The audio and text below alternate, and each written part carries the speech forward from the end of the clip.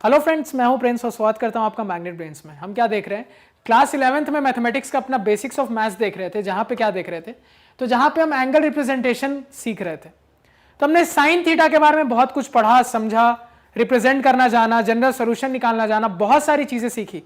वहां पे sine theta खत्म नहीं होता है, बस हमने जो एंगल का कंसेप्ट पढ़ा ना, जनरल एंगल का कंसेप्ट, उसको साइन थीटा में कैसे लगाना है, उस ट्रिग्नोमेट्रिक रेशियो में कैसे लगाना है, वो हमने सीखा। अभी जब ग्राफ पढ़ेंगे साइन थीटा का, और जब ग्राफ रिलेटेड कंसेप्ट पढ़ेंगे, तो वहां पे और भी ज्यादा चीजें देखेंगे हम साइन थीटा के बारे में, और भी अगली ट्रिग्नोमेट्रिक रेशियोज के बारे में। अब देखो यहां पे कॉस थीटा की बात करते हैं। अब एक बार आप साइन समझ गए ना, फिर कॉस टैन बिल्कुल बटर की तरह जाएगा, बहुत आसानी से समझ में आएगा। एक बार साइन समझ में आ गया ना, पैटर्न सब वही रहने वाला है, तो कॉस भी समझ में आ जाएगा। अब यहां पे देखो अगेन, आपने क्या पढ़ा था, ऑल। आपने यहां पे क्या पढ़ा था, ये जो टेबल पढ़ा था, अगर आपको याद हो तो टेबल में ये क्या था, ऑल, साइन, टैन, कॉस पढ़ा था, ये सभी ने बताया था मैंने। तो इस टेबल से क्या समझ में आता है, इस टेबल से ये समझ में आता है कि सर यहां पे सारे ट्रिग्नोमेट्रिक रेशियोज पॉजिटिव होंगे, यहां पे सिर्फ साइन थीटा पॉजिटिव होगा, लेकिन हम क्या कॉस थीटा को देख रहे हैं, तो कॉस थीटा यहां पे क्या होगा, नेगेटिव होगा। यहां पे सिर्फ टैन और कॉट पॉजिटिव होगा, यानी कि कॉस थीटा यहां भी नेगेटिव होगा, और यहां पे कॉस पॉजिटिव होगा, कॉस और सेक यहां पे पॉजिटिव होगा, तो यहां और यहां पे कॉस थीटा क्या होता है, पॉजिटिव होता है। यानी कि फर्स्ट क्वाड्रेंट और फोर्थ क्वाड्रेंट में कॉस थीटा क्या है, आपका पॉजिटिव है। पहले तो ये चीज हमने क्लियर की। अब देखो आगे, अब उसके बाद हम इस चीज की बात करते हैं कि इसका डोमेन रेंज क्या होगा। ठीक है, अब हम किसकी बात करेंगे, चलो एक बार पहले ये देख लेते हैं, फिर डोमेन रेंज की बात करेंगे, इसकी वैल्यूज की बात करते हैं। तो हमने वो जो कॉस थीटा का टेबल है, अगर वो आपको याद है, तो आपको ये याद होना चाहिए कि कॉस थीटा की वैल्यू 0 डिग्री पे 1 आती है, 90 डिग्री पे फिर से कॉस थीटा 0 हो जाता है, 180 डिग्री पे कॉस थीटा -1 हो जाता है, और 270 डिग्री पे कॉस थीटा फिर से 0 हो जाता है। और ये चक्कर चलता रहता है, ये चक्का चलता रहता है। इसका क्या मतलब है, इसका मतलब ये है कि इस पॉइंट पे पॉजिटिव एक्स एक्सिस पे लाई करने वाले जितने भी एंगल होंगे ना, यहां पे हर बार कॉस थीटा की वैल्यू क्या आएगी, +1 आएगी। नेगेटिव एक्स एक्सिस पे लाई करने वाले जितने भी एंगल होंगे, वहां पे कॉस थीटा की वैल्यू हमेशा क्या आएगी, आपकी -1 आएगी। और हमारे जो पॉजिटिव और नेगेटिव वाई एक्सिस पे लाई करने वाले जितने भी एंगल होंगे, वहां पे कॉस थीटा की वैल्यू क्या आएगी, 0 आएगी। ये सभी को समझ में आया। यानी कि अगर मैं आपसे पूछूं कि cos 2n पाई की वैल्यू बताओ, तो क्या बताओगे, सर 2n पाई वाला एंगल है, cos थीटा की वैल्यू 1 आएगी। अब मैं आपसे पूछूं कि सर आप cos 2n + 1 पाई की वैल्यू बताओ, क्या आएगी, तो क्या बोलोगे, सर -1 आएगी। आपसे मैं पूछूं sir cos 4n + 1 pi by 2 की वैल्यू बताओ, तो क्या बताओगे, 0 आएगी। 4n + 3 पाई बाय 2 की वैल्यू बताओ, क्या बताओगे, 0 आएगी। समझ में आया, ये चीज क्लियर है। अगर आपसे बोला जाए कि cos थीटा की वैल्यू 1/2 है, तो देखो +1/2, +1/2 कहां कहां हो सकता है, सिंपल भी एग्जांपल दे रहा हूं। तो पॉजिटिव यहां हो सकता है, यहां हो सकता है, यानी एक बार 1/2 यहां होगा, एक बार यहां 1/2 यहां होगा, वही कंसेप्ट जैसा साइन में देखा था। आपसे कोई बोले -1/2, तो माइनस कहां कहां हो सकता है, माइनस यहां हो सकता है, यहां पे हो सकता है। क्लियर है, यानी यहां से इतनी चीजें क्लियर है कि हम even pi, odd pi, even pi by और remainder 1 pi by 2, remainder 3 pi by 2 पे रहे तो बता सकते हैं कॉस थीटा की वैल्यू। और मैं ये भी बता सकता हूं कि cos थीटा की वैल्यू कब पॉजिटिव आएगी और कब नेगेटिव आएगी, किस किस एंगल के लिए cos थीटा की वैल्यू पॉजिटिव आएगी और किस किस एंगल के लिए cos थीटा की वैल्यू नेगेटिव आएगी। और ये कंसेप्ट बहुत इंपॉर्टेंट है। अभी आपको लग रहा होगा कि सर ये क्यों यूज है कि कब पॉजिटिव आएगी कब नेगेटिव आएगी, क्यों, समझ में आएगा। कई बार जो कुछ अच्छे क्वेश्चन मिलेंगे तो वहां पे आपको क्या करेगा, इस तरीके से मान लो कोई सवाल दे देगा, x × cos x, ठीक है, और वो आपको क्या बोल देगा कि x कहां से कहां तक π/2 से लेके पाई के बीच में लाई करता है, और आपको कुछ ऐसा काम रहेगा कि आपको बताना पड़ेगा कि y पॉजिटिव आएगा कि नेगेटिव आएगा। तो देखो यहां पे ये मैं आपसे पूछ रहा हूं, बताओ y पॉजिटिव आएगा कि नेगेटिव आएगा इस रेंज में, π/2 से लेके पाई के बीच में। अब देखो π/2 से लेके पाई के बीच में, π/2 यहां है, पाई यहां है, इसके बीच में cos थीटा क्या है, नेगेटिव है। तो इतना तो पक्का है सर, इस रेंज में cos थीटा की वैल्यू नेगेटिव आएगी। इनटू x क्या है, x तो यही है π/2 से लेके पाई के बीच में, तो π/2 से लेके पाई के बीच में कोई नंबर ही है ना, ये कोई नंबर ही है, और वो नंबर पॉजिटिव है, तो ये तो पॉजिटिव है। तो प्लस माइनस माइनस, यानी ओवरऑल y की वैल्यू इस रेंज में नेगेटिव आएगी। और इस टाइप के कंसेप्ट बहुत यूज होते हैं सवाल में, तो आपको अभी ये लग रहा है कि इसका कोई काम नहीं है क्या, ये तो मैंने अभी यूज नहीं देखा। जब सवाल के बीच में, जब एडवांस लेवल के सवाल करोगे ना, और वहां जब ये चीजें बीच बीच में आएंगी ना, बहुत परेशान करेंगे आपको। क्लैरिटी, देखो मैं बार बार इस चीज पे एम्फसाइज कर रहा हूं कि बेसिक मैथ्स आपको जो सिलेबस है ना उससे हटके इसलिए होता है क्योंकि वो थोड़ा टिपिकल, थोड़ा टफ होता है, वो सवाल के बीच में आएगा। अगर वहां पे एक बार क्लियर हो गया ना बेसिक मैथ्स में, तो आपको 11-12 की मैथ्स हलवा लगेगी, आपको बिल्कुल दिक्कत नहीं होगा, क्योंकि उससे ज्यादा कॉम्प्लेक्स चीजें आप ऑलरेडी पढ़ के जाओगे। तो आपको वहां पे कंसेप्ट इतने आसान लगेंगे ना, you just mark my words. Clear है, समझ में आया? तो इस टाइप की चीजें यूज होती हैं। तो जितने पॉइंट्स बोलता हूं ना उसको ध्यान से सुना करो। अब देखो आगे, तो ये तो बात हो गई कॉस थीटा की। अब किसकी बात करेंगे? अब कॉस थीटा में हमने एंगल की बात की, अब थोड़ा इसके डोमेन रेंज की बात करते हैं। अब देखो डोमेन की डेफिनेशन क्या बताई थी मैंने, एक बार कॉस थीटा का ग्राफ बना लेता हूं ताकि आपको और क्लियर हो। इसको किसी को नोट करना है तो नोट कर लो। अब देखो यहां पे कॉस थीटा का ग्राफ देखो आपके सामने, थोड़ा सा भी फिलहाल के लिए कॉस थीटा का ग्राफ बना देता हूं। इस तरीके का दिखता है कॉस थीटा का ग्राफ, ठीक है। ये यहां पे खत्म नहीं होता, ये भी आगे जा रहा है, ये भी आगे जा रहा है। यहां पे 0, यहां पे 90 डिग्री, यहां पे आपका पाई हो गया, यहां पे आपका कितना हो जाएगा 3π/2 एंड सो ऑन, इस तरीके से चल रहा है। तो कॉस थीटा का जो डोमेन होता है, देखो डोमेन का क्या मतलब मैंने समझाया था, कोई भी फंक्शन है, कॉस थीटा एक फंक्शन है, कोई भी फंक्शन है वो जहां जहां डिफाइंड होता है वही उसकी डोमेन कहलाती है। जहां जहां डिफाइन होने का क्या मतलब है, जहां जहां उसकी तुम वैल्यू निकाल सकते हो।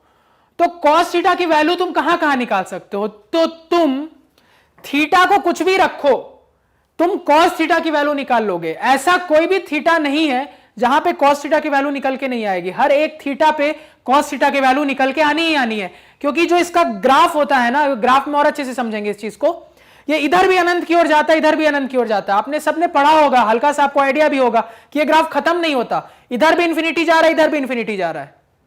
तो कॉस थीटा जब इधर भी इंफिनिटी जा रहा है, इधर भी इंफिनिटी जा रहा है, तो क्या कोई ऐसा थीटा है जहां पे कॉस थीटा की वैल्यू नहीं निकल के आ रही है?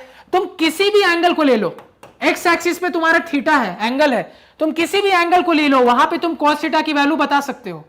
कोई भी ऐसा एंगल नहीं है जहां पे कॉस थीटा की वैल्यू निकल के नहीं आएगी, यानी कि सारे के सारे एंगल, यानी कि माइनस इंफिनिटी से प्लस इंफिनिटी। तो डोमेन क्या बोलोगे? माइनस इंफिनिटी से प्लस इंफिनिटी। ओपन इंटरवल की क्लोज, ओपन इंटरवल, इंफिनिटी के साथ कभी भी क्लोज इंटरवल यूज नहीं करते। ये लिखो, या फिर आप क्या लिख सकते हो, इट बिलोंग्स टू आर लिख लो, वही बात है। यानी कि सारे के सारे रियल नंबर्स, यानी कि अपनी जो एक्सिस है, मेरी एक्स एक्सिस है, ये पूरी की पूरी एक्स एक्सिस पे कुछ भी हो वो सब ले सकते हैं। ये तो कॉस थीटा का डोमेन हो गया, यानी कि जैसे साइन थीटा का डोमेन आया था, सेम डोमेन कॉस थीटा का आया है। इसी को आप यहां पे कॉमा देके क्या लिख सकते हो, माइनस इंफिनिटी से लेके प्लस इंफिनिटी और ओपन इंटरवल। अब इसके रेंज की बात करते हैं। रेंज का क्या मतलब होता है, वैल्यू कहां से कहां, किससे किसके बीच में होगा। तो कॉस थीटा में भी क्या देख रहे हो, यहां पे 0 है, 1 है, 0 है, -1 है, यानी कि सबसे छोटी वैल्यू -1 दिख रही है, सबसे बड़ी वैल्यू 1 दिख रही है। यानी कॉस थीटा का कोई भी वैल्यू कभी भी -1 से छोटा नहीं हो सकता, मतलब -2 नहीं हो सकता, -3 नहीं हो सकता, -4 नहीं हो सकता। और कॉस थीटा का सबसे बड़ा वैल्यू कभी भी 1 से ज्यादा नहीं हो सकता, ठीक है, कभी भी 1 से ज्यादा बड़ा नहीं आएगा, 2 नहीं आ सकता, 3 नहीं आ सकता, हमेशा -1 से +1 के कुछ ना कुछ बीच में ही होगा। -1 भी हो सकता है, +1 भी हो सकता है, इसी वजह से क्लोज इंटरवल, इसी वजह से क्लोज इंटरवल। अब अगेन देखो यहां पे मैं तुमको दिखाता हूं कि कंसेप्ट का एप्लीकेशन क्या होता है, क्यों ये चीज इंपॉर्टेंट है कि -1 से कम नहीं हो सकता, +1 से ज्यादा नहीं, क्यों इतना डोमेन रेंज इंपॉर्टेंट है। अब समझो, यहां पे एक छोटा सा एग्जांपल लेता हूं, देखो बताता हूं कि 11th में मैथ्स कितनी सोचने वाली हो जाती है 11th 12th में, कि अच्छे से सोचोगे नहीं तो आपको दिक्कत होगी, तो सोचा करो बात पे। जैसे मान लो cos थीटा में कोई क्वाड्रेटिक इक्वेशन आपको एग्जाम में दे दिया, ठीक है, मान लो cos square theta plus something करके इज इक्वल टू कोई क्वाड्रेटिक इक्वेशन दे दिया। क्वाड्रेटिक सॉल्व करना जानते हो, अभी हम क्वाड्रेटिक पढ़ेंगे तो वहां पे भी देखेंगे। तो इसको मान लो तुमने सॉल्व किया तो cos थीटा की वैल्यू आ गई, 2 वैल्यू आई, क्वाड्रेटिक है 2 वैल्यू आएगी। मान लो इसकी एक वैल्यू आई -1/2, ध्यान से सुनना मेरी बात, और इसकी एक वैल्यू, दूसरी जो वैल्यू है वो देखो मान लो कितनी आ गई, वो मान लो आ गई -3, ऐसे 2 वैल्यू आ गई cos थीटा की, ठीक है। और ये जो वैल्यू आई, अब आपसे पूछा जा रहा है कि बताओ cos थीटा की क्या क्या वैल्यू आएगी। मान लो यही एक बहुत सिंपल सा क्वेश्चन लिया मैंने और ये क्वेश्चन आपके एग्जाम में आ गया, ठीक है। अब आपके किसी कंपटीशन के एग्जाम में जो ऑप्शंस देगा तो वो देखो कैसे ऑप्शंस देगा, आपको -1/2 देगा। इस तरह का तो सिंपल क्वेश्चन आएगा नहीं कॉम्पिटिटिव एग्जाम में। अगर मैं आपको बस छोटा सा एग्जांपल लेके बता रहा हूं, आपको इस तरीके से ऑप्शन देगा -1/2, एक ऑप्शन देगा -3, एक ऑप्शन देगा -1/2, -3, और एक ऑप्शन दे देगा 1। अब तुम किसको टिक करोगे? अब तुम्हें ये वाला कंसेप्ट नहीं पता कि cos थीटा की वैल्यू -1 से कभी छोटा और 1 से बड़ा नहीं हो सकता, कभी नहीं हो सकता, पॉसिबल ही नहीं है। तो तुम किसको टिक करके आओगे? सर 2 आंसर है, तुम इसको टिक करके आ जाओगे और वहीं पे गलत हो जाओगे। क्यों? cos थीटा की वैल्यू कभी भी -1 से छोटी हो ही नहीं सकती। ये जो -3 आ रहा है मतलब ये वैल्यू हम नहीं लेंगे, क्योंकि cos थीटा कभी भी -1 से छोटा नहीं हो सकता और -3 -1 से छोटा है। यानी इस इक्वेशन में भले 2 वैल्यू आ रही है, लेकिन हम अपना आंसर क्या बताएंगे? सिर्फ और सिर्फ cos theta is equal to -1/2, क्योंकि cos थीटा कभी भी -3 नहीं आ सकता। भले क्वाड्रेटिक सॉल्व करके आया, लेकिन cos थीटा का वैल्यू कभी भी -3 नहीं हो सकता। ये होते हैं कंसेप्ट्स का एप्लीकेशन। तो बिल्कुल क्लैरिटी रखना अपने कंसेप्ट्स में। तो यहां पे cos थीटा का अगेन डोमेन नहीं समझा, कब कौन सा एंगल कहां होगा इस बारे में देखा और इन चीजों को समझा। अब नेक्स्ट क्लास में क्या करेंगे? अगेन जैसा कि हमने साइन में किया था कि ये जो मेरे जितने एंगल्स आ रहे थे, इन सारे एंगल्स को क्या करेंगे? एक एक करके डिस्कस करेंगे कि यहां पे cos थीटा की वैल्यू क्या क्या आएगी, पाई के टर्म्स में, π/2 के टर्म्स में और यहां पे पूरी डिग्री के टर्म्स में। तो इसको देखेंगे नेक्स्ट क्लास में, ठीक है? तो आई होप आपको चीजें क्लियर है, कोई डाउट नहीं है। अगर लगे कहीं पे कुछ डाउट है और कुछ क्लियर नहीं हो रहा तो आप कमेंट सेक्शन में जरूर बताएं, ठीक है? तो आज के पढ़ाए हुए नोट्स आप हमारी ऑफिशियल वेबसाइट magnetbrains.com से डाउनलोड कर सकते हैं, जिसका लिंक वीडियो के डिस्क्रिप्शन में है। magnetbrains.com पे आपको क्लास 4th से लेकर 12th तक सारे सब्जेक्ट्स और कोर्सेज मिल जाते हैं, सिस्टमैटिक ऑर्डर में अरेंज्ड, और वो भी free of cost. So please do visit a site. Thank you. हम क्या देख रहे हैं? क्लास 11th में मैथमेटिक्स का अपना बेसिक मैथमेटिक्स देख रहे हैं, जहां पे लास्ट क्लास में cos थीटा के बारे में जाना था। अब उसी से रिलेटेड सवाल करेंगे कि इनकी वैल्यू बतानी है। तो वैल्यू बताने से पहले एक बार हम अपना सर्कल बना लेते हैं cos थीटा का।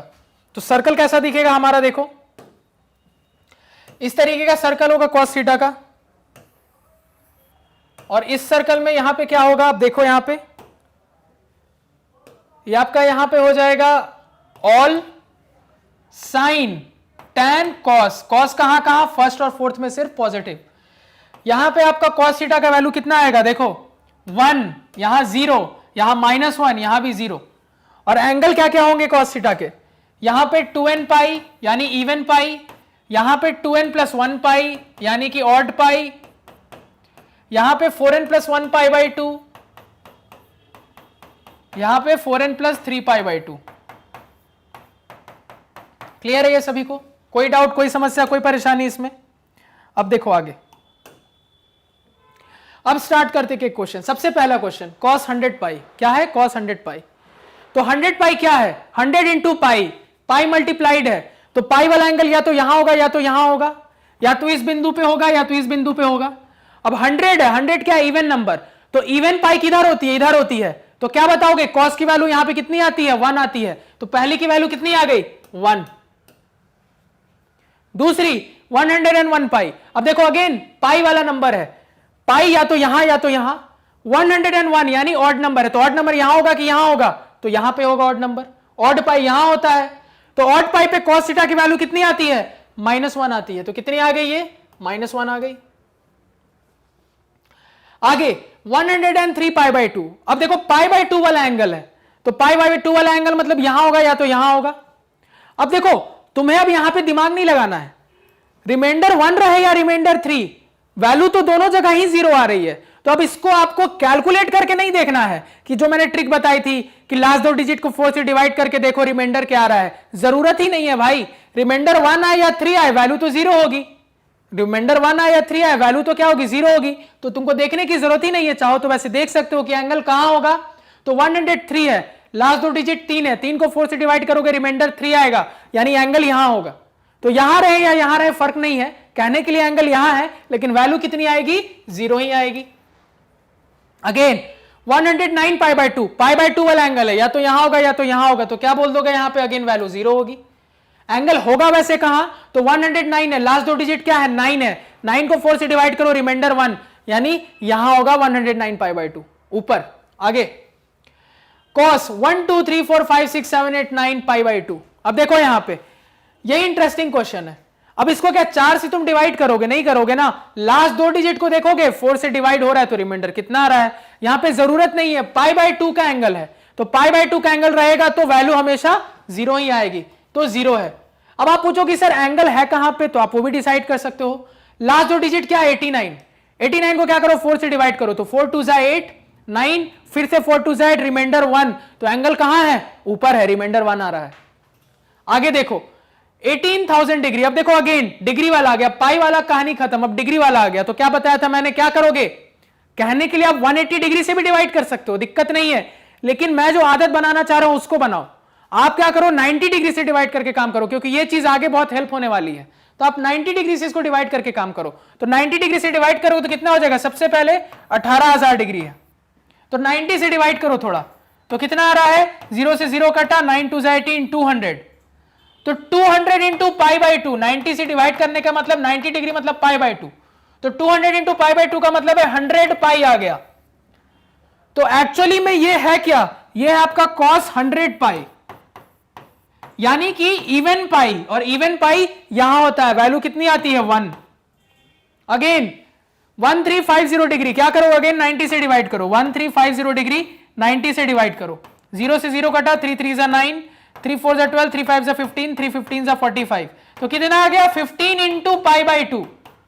तो इसी को मैं कैसा लिख सकता हूं, इसी को मैं लिख सकता हूं cos 15 पाई बाई 2, तो cos 15 पाई बाई 2 यानी पाई बाई 2 का एंगल है, तो कुछ भी रहे ऊपर वाला नीचे वाला वैल्यू कितनी आएगी, यानी 0 ही है, वैल्यू कितनी आनी है, 0 ही है, नोट कर ले।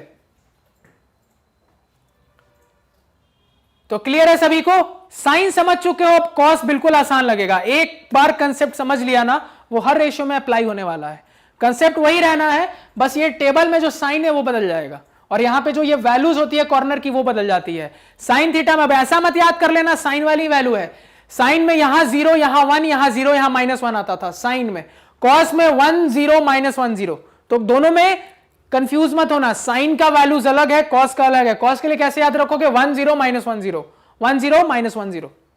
क्लियर है, समझ में आया, तो अगेन आई होप क्लियर होनी चाहिए। देखो एक बार साइन समझ गए तो कॉस आसान लगना चाहिए, अगर लगे उसके बाद भी कुछ क्लियर नहीं है तो कोई दिक्कत नहीं है, उससे रिलेटेड जो मैंने चीजें कंसेप्ट बताया उस लेक्चर को ध्यान से देखो, उसके बाद भी क्लियर नहीं होता तो आप कमेंट सेक्शन में जरूर बताओ। तो आज के पढ़ाए हुए नोट्स आप हमारी ऑफिशियल वेबसाइट magnetbrains.com से डाउनलोड कर सकते हैं, जिसका लिंक वीडियो के डिस्क्रिप्शन में है। magnetbrains.com पे आपको क्लास 4 से लेकर 12 तक सारे सब्जेक्ट्स और कोर्सेज मिल जाते हैं सिस्टमैटिक ऑर्डर में अरेंज, और वो भी free of cost, so please do visit our site. Thank you. हम क्या देख रहे हैं, तो हम बेसिकली क्लास 11th में मैथमेटिक्स का अपना चैप्टर बेसिक मैथ्स देख रहे हैं, जहां पे हमने बहुत सारी चीजें अभी तक डिस्कस कर ली। तो अपने एंगल वाले कंसेप्ट से रिलेटेड हमने साइन थीटा को डिस्कस कर लिया था, और हमने कॉस थीटा का भी बहुत हद तक बहुत सारे कुछ कंप्लीट कर लिया था। अब देखो कॉस थीटा के जनरल सोल्यूशन में जाने से पहले, जनरल सोल्यूशन का क्या मतलब है, जैसा कि हमने साइन थीटा में देखा था कि कॉस थीटा अगर 0 है तो थीटा की वैल्यू बताओ जनरल एंगल के टर्म्स में, यानी सारे एंगल को बताओ, किसी एक एंगल को नहीं बताना आपको, सारे एंगल को बताना। उसी तरीके से कॉस थीटा 1 सारे एंगल के टर्म्स में, तो ये सारी चीजें कैलकुलेट करनी है। इसके बाद फिर कॉस के बाद क्या आ जाएगा, tan, sec, cosec and so on. अब देखो यहां पे ये बताने से पहले एक छोटा सा आपको कंसेप्ट बता देता हूं जो यूज होगा आगे, और यूज होगा पीछे भी बहुत सारी जगह। तो कंसेप्ट क्या है कि हमने पॉजिटिव और नेगेटिव एंगल का कंसेप्ट देखा था, सभी को याद है, सभी ने सीखा था कि क्या पॉजिटिव एंगल क्या नेगेटिव एंगल कब कहेंगे। अब यहां पे मैं आपको सिखाऊंगा कि कब एक पॉजिटिव एंगल को नेगेटिव एंगल से पहले कन्वर्ट करते हैं, और कब एक नेगेटिव एंगल को पॉजिटिव एंगल में कन्वर्ट करेंगे, और उसके बाद हम फिर यहां पे आएंगे, क्योंकि इस कंसेप्ट को मैं यूज करने वाला हूं। क्या मैंने कहा, आपके सामने कुल मिला के एक पॉजिटिव एंगल दिया है, क्या दिया, एक पॉजिटिव एंगल, और उसे आपको नेगेटिव एंगल में कन्वर्ट करना है तो क्या करेंगे। और अगर आपके सामने नेगेटिव एंगल दिया है और उसको पॉजिटिव एंगल में कन्वर्ट करना है तो क्या करेंगे। तो यहां पे डायरेक्टली एक रिलेशन निकल के आएगा जो हमें ध्यान में रखना है, क्योंकि ये कई बार यूजफुल होगा। तो वहां पे आने से पहले अपना डायग्राम देखते हैं, डायग्राम से आपको खुद ब खुद समझ में आ जाएगा कि क्या हो रहा है और कैसे क्या करना है। अब देखो यहां पे अगर मैं ऐसे एक सर्कल बनाऊं, और इस सर्कल में मान लो मैं इस एंगल की बात करूं, जो बोलूंगा बहुत ध्यान से सुनता जाना, इस एंगल की बात करूं, कोई एंगल थीटा, क्लियर है।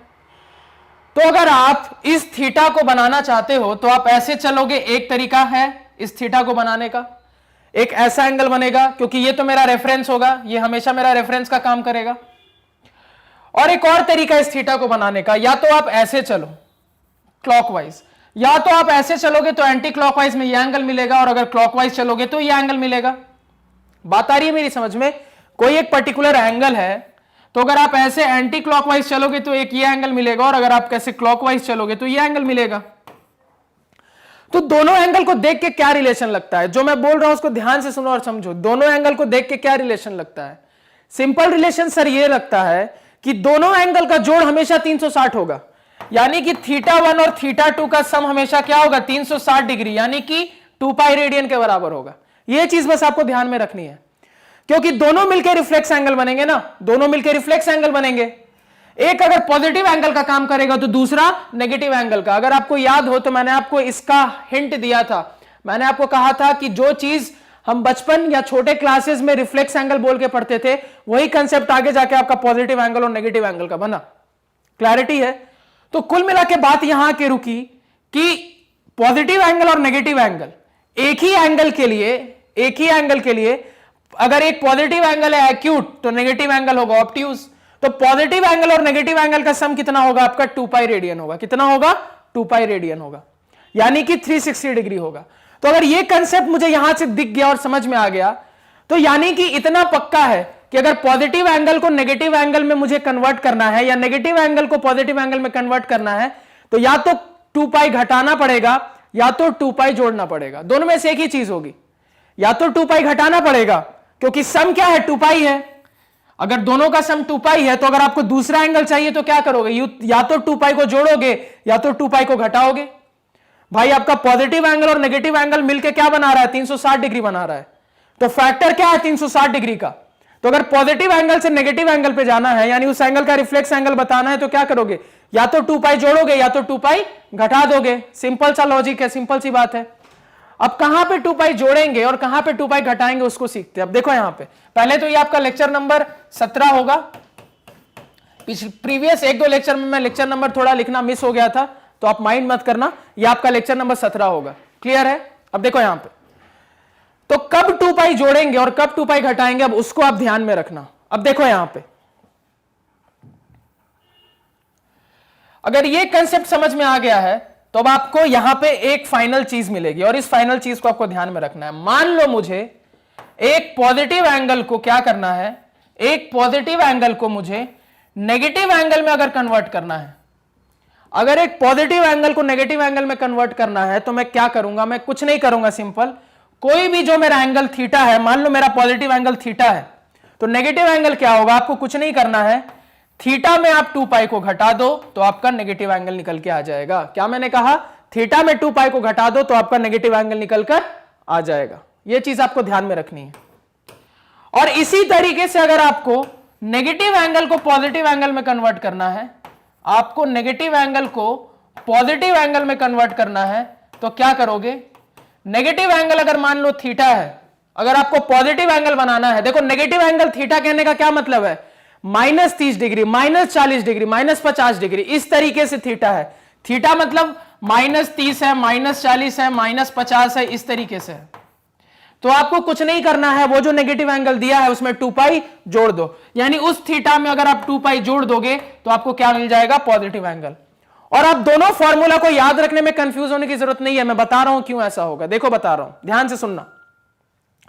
अब आप खुद सोचो और मेरी बात को बताओ, एक को याद रखोगे दूसरा ऑटोमेटिकली याद रहेगा। देखो एंगल में माइनस साइन है, इसको प्लस साइन में पहुंचाना है, तो अगर माइनस साइन ऑलरेडी, इसमें अगर तुम 2 पाई को घटा देते, जो बोल रहा हूं एकदम देखो प्योर लॉजिक है, लॉजिक कंसेप्ट लगाएंगे, दोनों फॉर्मूला को कभी भी कंफ्यूजन नहीं होगा कि कहां 2 पाई घटाएंगे कहां 2 पाई जोड़ेंगे। एक को ध्यान में रखोगे दूसरा ऑटोमेटिकली ध्यान में रहेगा। अब सुनो मैं क्या कह रहा हूं, मैं आपको यह कह रहा हूं कि कुल मिला के बात यह है कि जो मेरा एंगल नेगेटिव है उसमें अगर तुम 360 डिग्री यानी कि 2 पाई को घटा देते, ऑलरेडी नेगेटिव,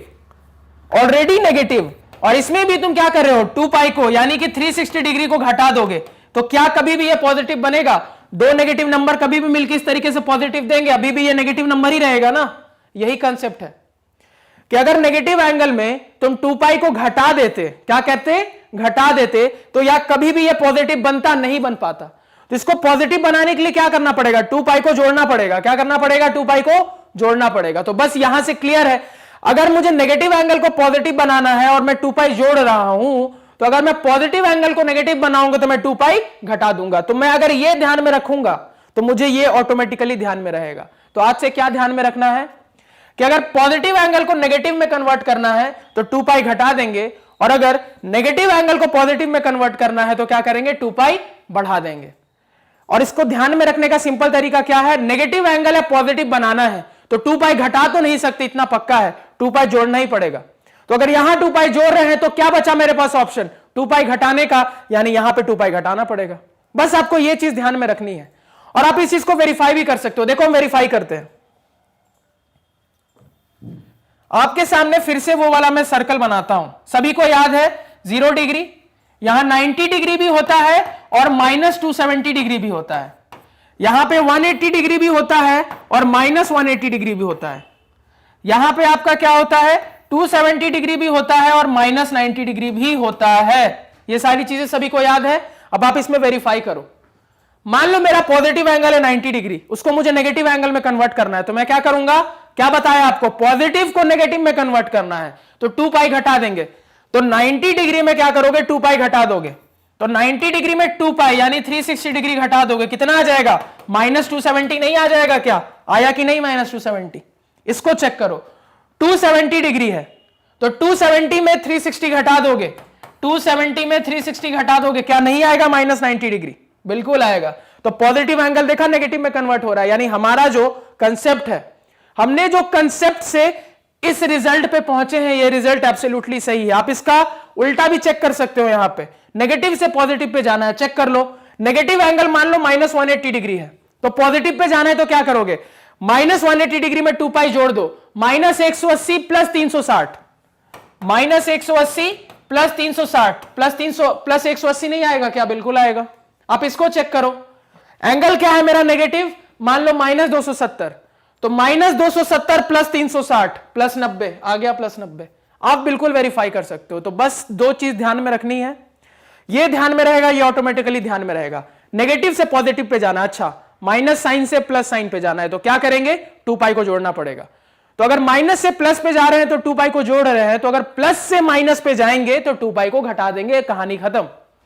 ये इंपॉर्टेंट, इसको याद रखना, क्योंकि ये कंसेप्ट जनरल सॉल्यूशन में अभी तो मैं आपको सिखाऊंगा ही यूज करते हुए, और जब हम ट्रिग्नोमेट्री में जनरल सॉल्यूशन आके पढ़ेंगे तो वहां पे तो बहुत यूज होने वाला है, बहुत भयंकर। क्योंकि अगर आपको ये कंसेप्ट समझ में नहीं आएगा ना तो तुम कहोगे कि सर आप गलत जनरल वैल्यू निकाल रहे हैं, गलत जनरल सॉल्यूशन निकाल रहे हैं। मैं बिल्कुल गलत जनरल सॉल्यूशन नहीं निकाल रहा हूं। एक क्वेश्चन के कई जनरल सॉल्यूशन हो सकते हैं, आपको कंसेप्ट आना चाहिए, और वही कंसेप्ट हम सीख रहे हैं। क्लैरिटी है? अब देखो इसको कैसे अप्लाई करेंगे वो हम नेक्स्ट क्लास में जब यहां वाले सवाल पे आ जाएंगे ना, तब आपको क्लियरली समझ में आएगा कि क्या मैं कहना चाह रहा था और क्यों मैं ऐसा कह रहा था। क्लियर है? क्योंकि ये मैंने आपको क्या कहा, ये ऐसे टिपिकल चीजें हैं ना, आपको जनरली टीचर क्लियर नहीं करेगा, वो बस कहेगा कि ये होता है, इसको पढ़ लो। तो ऐसा नहीं होता है ना, हर चीज समझ के पढ़ेंगे, क्योंकि अगर कंसेप्ट समझ में नहीं आएगा तो एग्जाम में अच्छे सवाल कभी आपसे नहीं बनेंगे। कभी भी मैथ्स में 11th-12th में अगर रट के जाओगे ना तो आपसे अच्छे सवाल नहीं बनने वाले, या आप लिख के ले लो, आपको समझ के ही पढ़ना पड़ेगा। क्योंकि जितने टिपिकल सवाल आएंगे मैथ्स के, वहां पे आपको अपना कंसेप्ट लगाना ही लगाना है। कितने भी फॉर्मूला ध्यान में रखो, लेकिन देखो फॉर्मूला आया कहां से, कंसेप्ट से ही आया। कंसेप्ट ध्यान में है ना तो फॉर्मूला क्लिक कर जाएगा, कंसेप्ट ध्यान में नहीं है, फॉर्मूला भूल गए तो कभी फॉर्मूला क्लिक नहीं करेगा। क्लियर है? तो इस लेक्चर को यहीं एंड करते हैं, जहां पे हमने सीखा कब किस तरीके से एक पॉजिटिव एंगल को नेगेटिव में कन्वर्ट करेंगे या फिर नेगेटिव को पॉजिटिव में। इसलिए टाइटल क्या रखा था मैंने, inter conversion of positive and negative angles. Clear है? तो आई होप किसी को कोई दिक्कत, कोई डाउट नहीं है। अगर कोई डाउट रह गया है या कुछ क्लियर नहीं हुआ है तो उस पॉइंट पे लेक्चर को फिर से देखो, उसके बाद भी क्लियर नहीं हो तो कमेंट सेक्शन में बताओ। तो आज के पढ़ाए हुए नोट्स आप हमारी ऑफिशियल वेबसाइट magnetbrains.com से डाउनलोड कर सकते हैं, जिसका लिंक वीडियो के डिस्क्रिप्शन में है।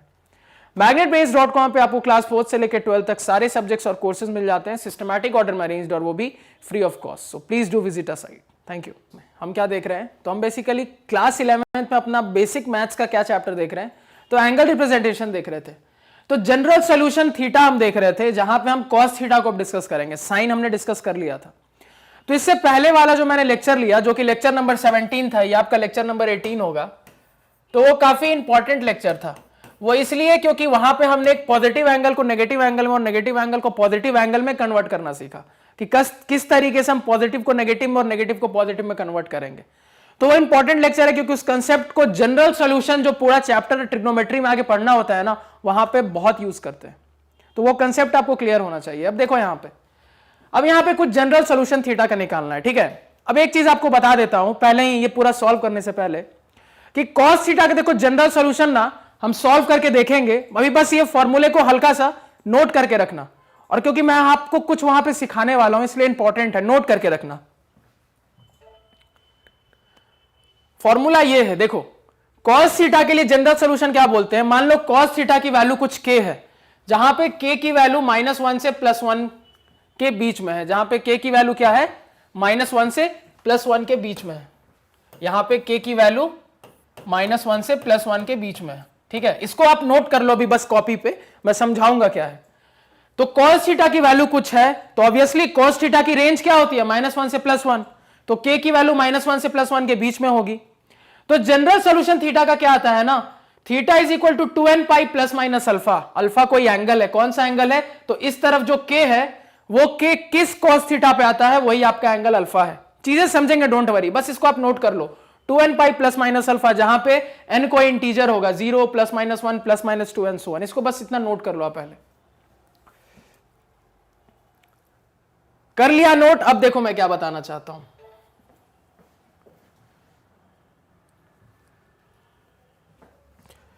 अब हम क्या करते हैं, इस चीज को यहां पे अपने रेफरेंस के लिए, ताकि हम कंपेयर कर सके, लिख भी लेते हैं कि थीटा मेरा क्या आ रहा है, 2n pi plus minus alpha आ रहा है, ठीक है। अब ये इंपॉर्टेंट है, ये क्यों है हम ये बताएंगे।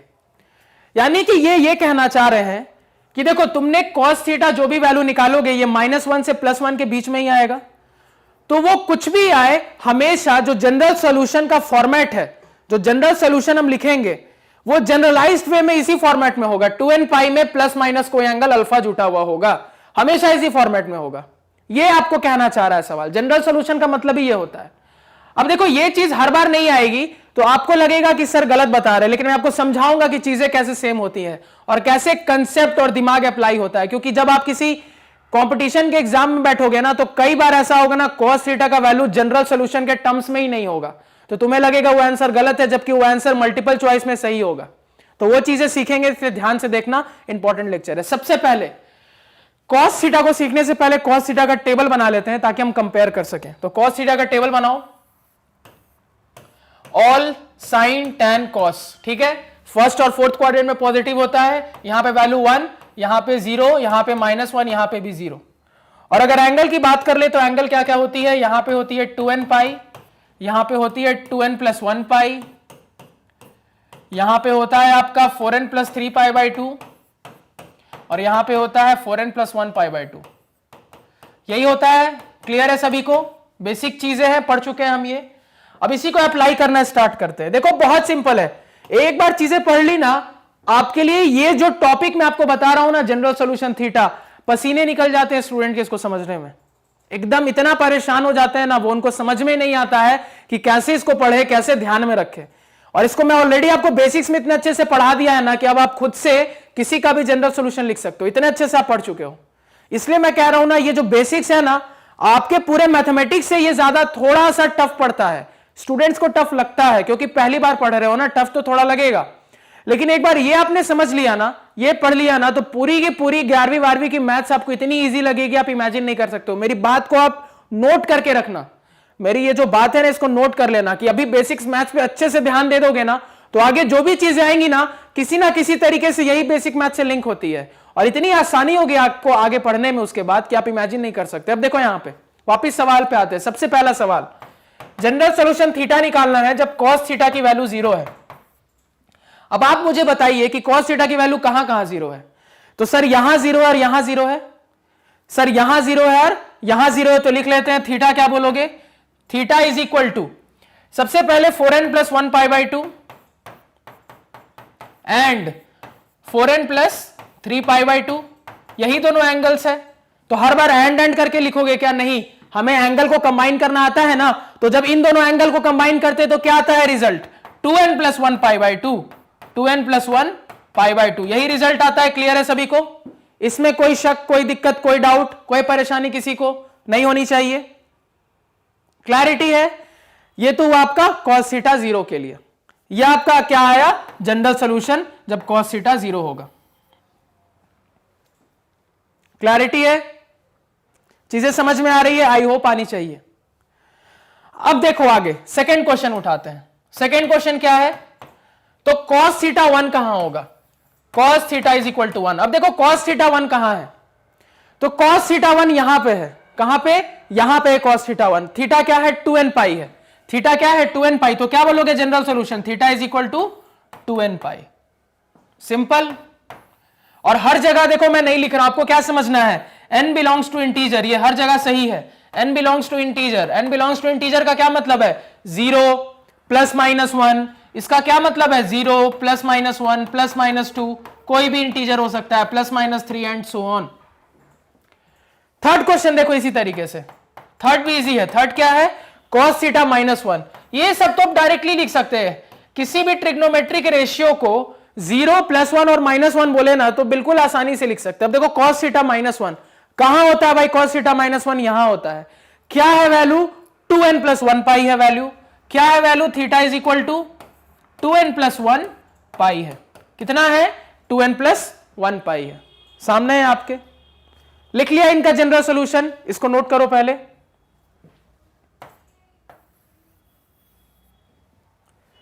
अगेन यहां पे भी क्या होगा, n belongs to integer, n कोई ना कोई इंटीजर ही होगा, यानी कि 0 plus minus 1 plus minus 2 and so on.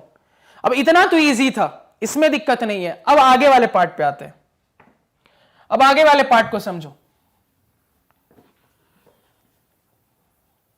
अब देखो मैं आपको क्या बताना चाहता हूं, अब यहां पे समझो। अब उसके बाद ये वाला एग्जांपल पहले उठाते हैं, cos theta is equal to 1/√2। इसको यहां पे लिख लेते हैं, ठीक है, cos theta is equal to 1/√2। इसके लिए अब देखो जनरल सॉल्यूशन निकालना। अब थोड़ा अपने टेबल को देखो, फिर से ये सर्कल बनाते हैं हम, ऑल साइन टैन और cos थीटा फर्स्ट और फोर्थ में पॉजिटिव, यहां पे वैल्यू 1 0 माइनस 1 0। अब यहां पे देखो 1/√2 है, यानी 1/√2 कोई पॉजिटिव नंबर है, 1/√2 एक पॉजिटिव नंबर है, कुल मिला के है क्या 1/√2। रैशनलाइज करो, √2/2 यानी 1.414 डिवाइडेड बाई 2 0.707, यानी 0 और 1 के बीच में है। ये वैल्यू 0 और 1 के बीच में है ना। मैंने सिंपल क्या किया, इसको कन्वर्ट करके डेसिमल में देखा, और ये हम जानते भी है कि 0.707 आता है। तो यानी ये 0 और 1 के बीच में होगा, यानी कि 2 बार होगा, एक 1/√2 यहां होगा और एक यहां होगा, क्योंकि पॉजिटिव वैल्यू है तो पॉजिटिव एंगल में जहां वैल्यू आती है उसी क्वाड्रेंट में होगा। तो एक 1/√2 यहां पे और एक यहां पे रिप्रेजेंट किया जा सकता है। अब अगेन देखो, इसको जनरल टर्म्स में रिप्रेजेंट करना है। सबसे पहले इसको देखते हैं, इस एंगल को कैसे रिप्रेजेंट करेंगे। तो रेफरेंस कौन है, ये है। इस रेफरेंस के हिसाब से देखें तो इस एंगल को रिप्रेजेंट करने के लिए मुझे क्या करना पड़ेगा, इस रेफरेंस से एंटी क्लॉकवाइज डायरेक्शन में इस तरह बढ़ना पड़ेगा, इस रेफरेंस से एंटी क्लॉकवाइज डायरेक्शन में इधर बढ़ना पड़ेगा। यानी कि इस एंगल में, यहां के जनरल एंगल में अगर मैं इस एंगल को जोड़ दूंगा तो मुझे 1/√2 आ जाएगा। क्या कहा मैंने, यहां के जनरल एंगल में अगर मैं इस एंगल को जोड़ दूंगा तो मुझे 1/√2 आ जाएगा। अब यहां का जनरल एंगल क्या होता है, 2n पाई होता है 2n पाई। तो थीटा क्या बता दोगे, एक थीटा तो आपका ये हो जाएगा, क्या हो जाएगा थीटा, एक थीटा तो आपका यहां पे सिंपल ये हो जाएगा कि theta is equal to 2n pi. अब यहां ध्यान देना, 2n पाई में जोड़ रहे हो तब ऊपर पहुंच रहे हो, प्लस क्या जोड़ रहे हो, तो 1/√2, मतलब 1/√2 किस एंगल पे आता है। मैंने आपको एक बेसिक टेबल लिखाया था, तो 1/√2 45 डिग्री पे आता है, यानी ये वाला जो एंगल है ये 45 डिग्री है कुल मिला के। 45 डिग्री मतलब π/4, 45 डिग्री मतलब π/4। यानी कि अगर आप 2n पाई में 45 डिग्री को जोड़ दोगे तो आप यहां पहुंच जाओगे। भाई यहां पहुंचोगे कैसे, यही आपका रेफरेंस है। रेफरेंस में जैसे ही 45 डिग्री जोड़ोगे तो इस पॉइंट पे पहुंच जाओगे, और इसी पॉइंट का मुझे काम है, तो रेफरेंस में 45 डिग्री जोड़ोगे तो वहां पहुंच जाओगे। अब ये तो ऊपर वाले की बात हुई, एंड वैसे ही एक एंगल नीचे भी है। अब देखो यहां कैसे पहुंचा जाए, यहां पे मुझे पहुंचना है तो मैं कैसे पहुंचू, तो यहां पे पहुंचने का क्या तरीका होगा। अब सिंपल सी बात है, यहां पे देखो, यहां पे मैं घट जाऊंगा तो यहां पहुंच जाऊंगा, इस एंगल में अगर मैं घटूंगा तभी यहां पहुंचूंगा, इस एंगल में अगर मैं घटूंगा तभी क्या होगा, यहां पे पहुंचूंगा। तो यहां घटने का क्या मतलब है, तो घटने का सीधा सीधा क्या मतलब है, अगर मैं यहां पे ध्यान देना जो मैं बोल रहा हूं, अगर मैं 2n पाई में क्या करूं, अगर मैं यहां पे क्या करूं 2n पाई में क्या करूं, घट जाऊं कितना π/4, तो मैं यहां पहुंच जाऊंगा।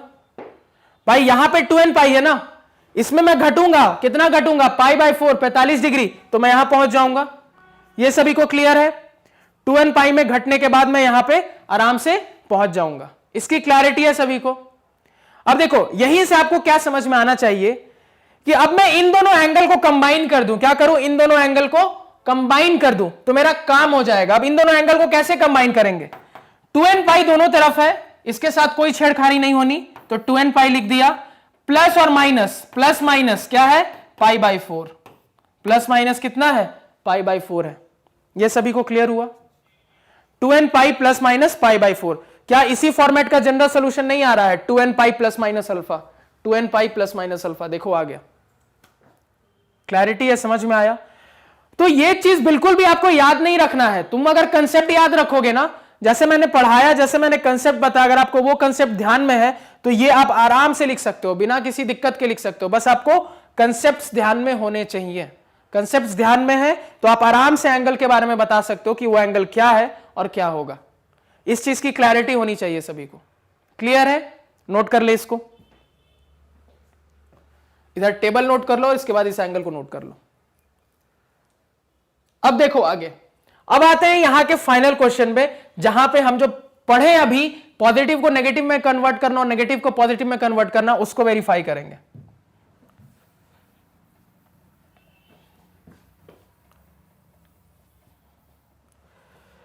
अब देखिए यहां पे फिर से हम टेबल बनाते हैं कॉस का, ऑल साइन टैन और कॉस। यहां पे 1 0 -1 और 0। अब देखो वैल्यू कितनी आ रही है कॉस थीटा की? -√3/2। √3/2 कहां आता है? तो साइन 60 डिग्री यानी कॉस 30 डिग्री यानी π/6। √3/2 नॉर्मली π/6 पे आता है। अब देखो आगे, -√3/2 है तो कॉस थीटा की वैल्यू नेगेटिव कहां आएगी? या तो यहां पे आएगी या तो यहां पे आएगी। इसमें सभी को क्लैरिटी है? या तो यहां पे आएगी या तो यहां पे आएगी। इन्हीं दोनों जगह पे आ सकती है, इसके अलावा कोई जगह पे नहीं आएगी। अब देखो यहां पे आगे, अब मुझे यहां पे -√3/2 मिल रहा है और यहां पे -√3/2 मिल रहा है, तो मैं यहां के एंगल पे कैसे पहुंचूंगा? अब यहां पे ध्यान से सुनना, मैं यहां के एंगल पे कैसे पहुंचूंगा? यहां का एंगल कहने का मतलब ये वाला एंगल। तो ये वाला एंगल कैसे आएगा? सिंपल सी बात है, अगर इस टोटल एंगल में टोटल एंगल यहां पे क्या होता है आपका? 2n + 1 पाई। अगर इस टोटल एंगल में मैं इतना घट जाऊंगा, इतना घटने का क्या मतलब है? इतना एंगल घट जाना, यानी कि कितना डिग्री? इतना π/6, यानी कि 30 डिग्री अगर मैं घट जाऊंगा तो मैं यहां पहुंच जाऊंगा। ये सभी को क्लियर है? इस पूरे एंगल में अगर मैं इतना घट जाऊंगा तो मैं यहां पे पहुंच जाऊंगा और वहीं पे पहुंचना मेरा एम है। यानी इसमें मुझे कितना घटना पड़ेगा? 30 डिग्री घटना पड़ेगा, यानी π/6 घटना पड़ेगा। तो मैं इसको क्या लिखूंगा जनरल सोल्यूशन? तो मैं लिखूंगा थीटा इज इक्वल टू, क्या लिखूंगा? 2n + 1 पाई, 2n + 1 पाई माइनस π/6। क्लैरिटी है सभी को? तो ये तो यहां के एंगल का काम हुआ। अब थोड़ा यहां का एंगल देखते हैं। कहां का एंगल? यहां का एंगल देखते हैं। अब यहां के एंगल पे देखो, तो अगर मैं यहां के एंगल पे देखूं तो मुझे क्या दिख रहा है कि यहां पहुंचना है, यानी इस पूरे एंगल को कवर करना है। तो इस पूरे एंगल को कवर करने के लिए क्या करना पड़ेगा? सिंपल, यहां तक 2n + 1 पाई है, इसमें अगर मैं 30 डिग्री जोड़ दूंगा तो मैं यहां पहुंच जाऊंगा। यानी वहां पहुंचने के लिए मैं क्या करूंगा? इसमें 30 डिग्री जोड़ दूंगा, यानी कि मैं एक और चीज लिख सकता हूं, and 2n + 1 pi plus 30 degree यानी π/6। अगर ये मैंने जोड़ दिया तो मैं वहां पे आसानी से पहुंच गया। अब दोनों को कंबाइन करो, दोनों में 2n + 1 पाई है, तो कितना आ गया? ये 2n + 1 पाई तो होगा ही, और प्लस माइनस π/6, प्लस माइनस π/6, और ये आपका आंसर होगा। और ये बिल्कुल एब्सोल्युटली करेक्ट आंसर है। इसको पहले नोट करो, फिर मैं क्या समझाना चाहता हूं वो देखेंगे। कर लिया नोट? अब देखो, अब थोड़ा आ जाओ। तो जब हमने cos थीटा का जनरल सॉल्यूशन निकालना पड़ा था तो वो इस फॉर्म में था, 2n pi plus minus alpha. यानी कि cos थीटा की कुछ भी वैल्यू तुम लोगे वो इस फॉर्मेट में सेट हो जाना चाहिए, और बिल्कुल होगा। तुम कहोगे कि सर यहां तो 2n pi plus minus alpha है, यहां 2n + 1 पाई प्लस माइनस अल्फा है, तो कैसे सेट होगा? बिल्कुल सेट होगा। अब देखो कैसे सेट होगा, ये आपके सामने आ रहा है। अब यहां पे देखो और सीखो। तुम चाहो तो ये यहां पे आंसर एब्सोल्युटली राइट है। अब आपका कोई कंपटीशन लेवल का एग्जाम होगा ना, तो वो जनरल इस फॉर्मेट में ना देके ना तुम्हारा एक आंसर इस फॉर्मेट में दे देगा। अब अगर तुम ये रटे हुए रहोगे कि बार बार cos थीटा इसी फॉर्मेट में आंसर देगा, तो तुम्हारा जनरल सॉल्यूशन तुमको इस फॉर्मेट में मिलेगा ही नहीं, इस फॉर्मेट में मिलेगा, तो तुम कंफ्यूज होकर रह जाओगे, गलत आंसर मार दोगे, जबकि आंसर आपके आंखों के सामने था। बस जो कंसेप्ट पढ़ा उसी को अप्लाई करके आंसर निकाल लिया था हमने, लेकिन चूंकि हमने रटा था, हमने समझा नहीं था, इसलिए हम गलत हो गए। अब आप यहां से वहां आराम से पहुंच सकते हो। देखो कैसे पहुंचोगे, अब देखो और सीखो। ये जो है इसको मैं ऐसे लिख सकता हूं क्या, कैसे लिख सकता हूं, यहां पे बात को समझना। इसको मैं चाहूं तो ऐसे लिख सकता हूं। यहां पे ध्यान दो, 2n+1 में बाहर में पाई कॉमन है, तो पाई को मैं अंदर दे देता हूं, तो इधर कितना बन गया, 2n पाई बन गया, और यहां 1 इंटू पाई पाई बन गया, तो पाई प्लस माइनस पाई बाय 6 आया। कुछ दिख रहा है क्या सभी को, सभी को यहां पे कुछ दिख रहा है क्या? 2n पाई आ गया मेरा, 2n पाई आया मेरा। अब आगे देखो, 2n पाई तो सर आया मेरा, लेकिन यहां पे प्लस के साथ कुछ और आया। एक प्लस के साथ पाई प्लस पाई बाय 6 आया, एक प्लस के साथ पाई प्लस पाई बाय 6 आया, और एक प्लस के साथ मुझे पाई माइनस पाई बाय 6 आया। ये दोनों चीजें आई, ये दोनों चीजें आई।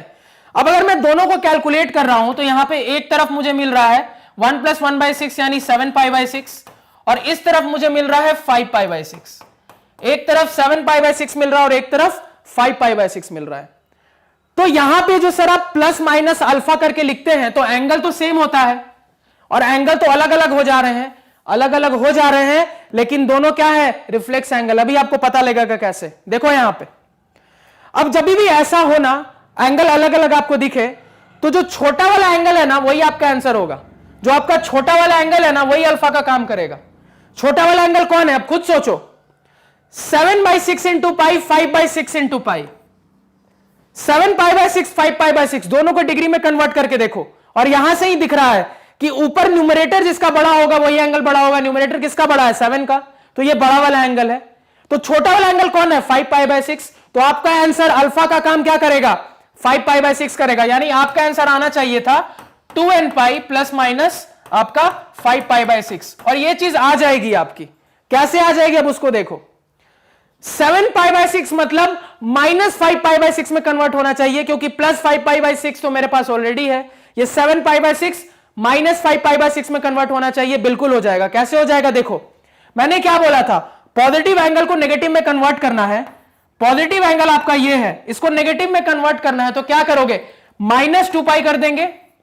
तो -2 पाई करोगे तो कितना आ जाएगा, ये कैलकुलेट करो, 6 2 12, -12 + 7 -5 पाई बाय 6 आपके सामने है। यानी इसी 7 पाई बाय 6 को मैं -5 पाई बाय 6 लिख सकता हूं। तो मैं आराम से यहां से लिख दूंगा 2n pi plus minus 5 pi by 6। तो यही जो क्वेश्चन है, इसी क्वेश्चन के लिए कई बार आपको जनरल सॉल्यूशन ये मिलेगा, और कई बार जनरल सॉल्यूशन आपको ये भी मिलेगा, कई जगह मिलेगा। तो कंफ्यूज नहीं होना है, हमें कंसेप्ट याद रखना है। कंसेप्ट ये रहा, यहां से वहां पहुंचना कोई बड़ी बात नहीं है, हम किसी भी एंगल को यहां से वहां पहुंचा सकते हैं। कंडीशन क्या है, कुछ नहीं, इसको ब्रेक कर दो। 2n पाई चाहिए था, 2n पाई आ गया। अब यहां पे पाई प्लस माइनस पाई बाय 6 था, सॉल्व करके देख लिया, तो एक एंगल 7 पाई बाय 6, एक 5 पाई बाय 6। आपका आंसर हमेशा जो अल्फा है वो छोटा वाला एंगल होगा। छोटा वाला एंगल है 5 पाई बाय 6। क्यों होगा, क्योंकि बड़ा वाला जो एंगल है वो अपने आप इसी छोटे वाले एंगल का नेगेटिव एंगल में कन्वर्ट हो जाएगा, और वो चीज हमने देख लिया।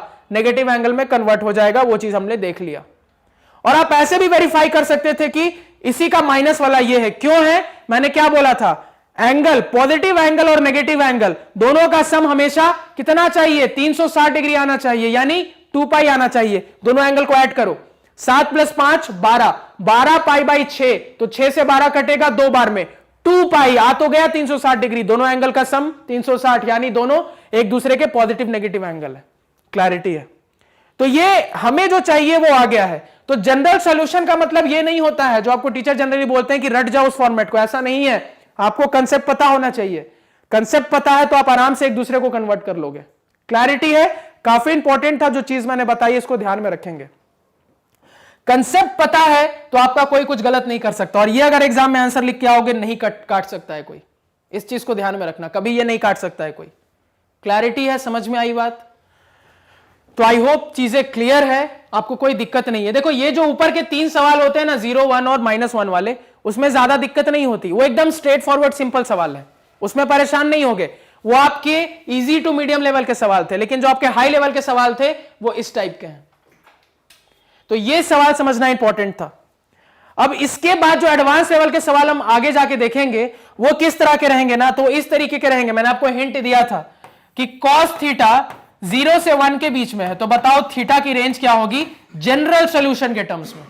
जनरल सॉल्यूशन के टर्म्स में थीटा बताओ कहां से कहां तक होगा अगर cos थीटा 0 से 1 के बीच में है। तो ये हम जब एडवांस लेवल के सवाल देखेंगे वहां पे इनको डिस्कस करेंगे। क्लैरिटी है? जिसको नोट कर ले। तो क्या क्या नोट करना है बता दूं मैं आपको। तो बेसिकली ऐसे डायग्राम बना लेना कि आपको समझने में आसानी हो। हमेशा हमेशा इस टाइप के प्रॉब्लम के लिए ऐसे डायग्राम बना लेना। डायग्राम पे एंगल शो कर लो पहले, ये लिखने के बाद यहां लिखना, ये स्टेप लिखने के बाद ये स्टेप लिखना, और ये स्टेप लिखने के बाद ये आप साइड में रफ वर्क में लिख लेना, और यहां से हम इस रिजल्ट पे पहुंच सकते हैं। और इस रिजल्ट पे हमने पहुंच के दिखा दिया 2n pi plus minus 5 pi by 6। Clarity है? सभी को समझ में आ रही है जितनी बातें बोली मैंने? क्लियर? तो आई होप आपको चीजें क्लियर है, कोई डाउट नहीं है, कोई दिक्कत नहीं है, कोई परेशानी नहीं है। अगर है तो कोई इशू नहीं है। लेक्चर को एक बार देखो, 2 बार देखो, समझ में तो जरूर आएगा, क्योंकि हर एक पॉइंट मैंने बताया है। अगर उसके बाद भी क्लियर नहीं हो रहा है तो आप बिल्कुल फ्री हो, आप कमेंट सेक्शन में मुझे जरूर बताओ कि सर मुझे क्या समझ में नहीं आया। तो आज के पढ़ाए हुए नोट्स आप हमारी ऑफिशियल वेबसाइट magnetbrains.com से डाउनलोड कर सकते हैं, जिसका लिंक वीडियो के डिस्क्रिप्शन में है। magnetbrains.com पे आपको क्लास 4 से लेकर 12 तक सारे सब्जेक्ट्स और कोर्सेज मिल जाते हैं, सिस्टमैटिक, ऑर्डर में अरेंज्ड, और वो भी free of cost. So please do visit our site. Thank you.